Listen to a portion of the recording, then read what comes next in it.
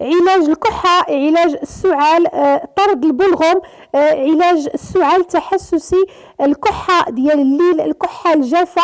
جبت لكم البنات مشروب اللي هو عبارة عن تيزان او مشروب سخون او شاي اللي كنشربوه في اخر النهار. المكونات ديالو مكونات قوية في طرد البلغم، يعني كيتخوى الصدر خصوصا عند الاطفال. هاد المشروب البنات كيشربوه حتى الوليدات الصغار، كنحليوه بالعسل كيف ما كتشوفوني كنحلي بالعسل.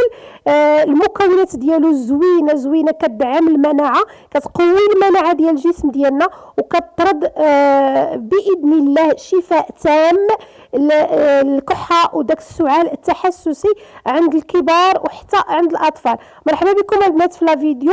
اللي ما مشتركاش في القناه اشترك وتفعل زر الاشتراك باش توصل دائما بالجديد ديال الوصفات، وتحفزوني على خدمه ديال فيديوهات اكثر، وصفات اللي هي مفيده ومجربه.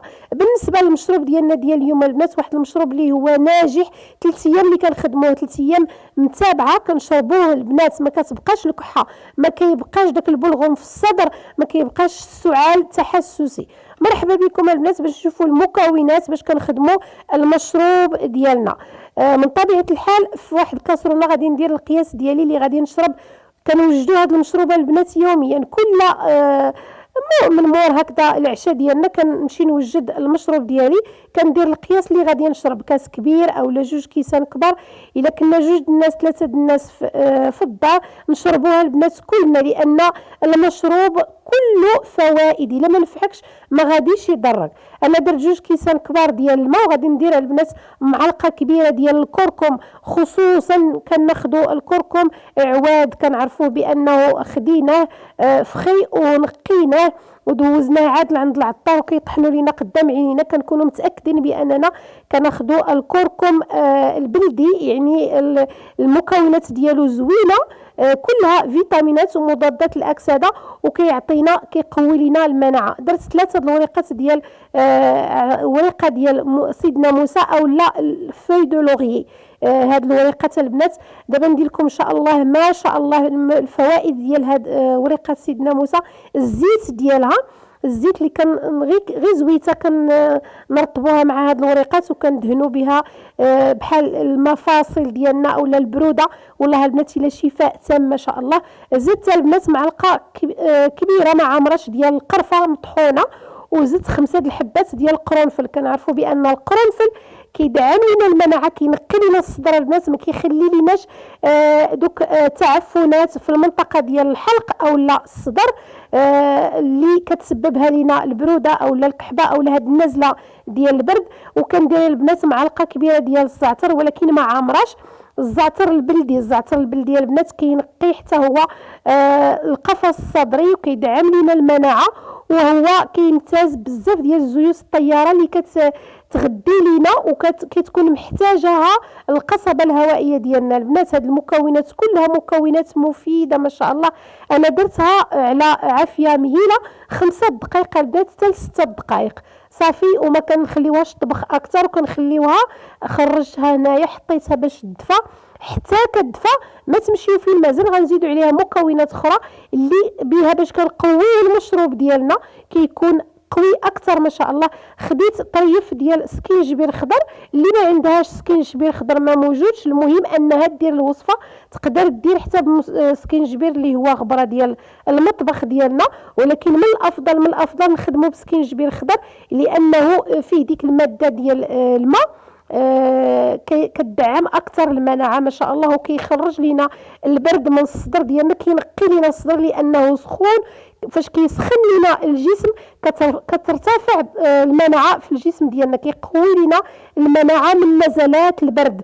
اللي مريض يحاول يديرها البنات، يدير هذا المشروب يوميا مده ديال اسبوع، واللي ما مريضش الحمد لله يديرها كوقايه. هذا المشروب هذا او هذا التيزان مشروب 3 ايام في السيمانه ويحبس البنات. المكونات كلها مكونات فيها منافع للجسم صحيه. انا داك المورسو ديال السكينجبير اللي حكيت في الحكاكه ديالي زدتو على المكونات ديالي وغادي نخليه عاوتاني يطلق واحد 5 دقائق حتى ل6 ديال الدقائق باش نستافدوا ناخذوا واحد المشروب اللي هو مركز وفيه بزاف ديال المكونات اللي غادي تقوي لنا المناعه ديالنا ما شاء الله.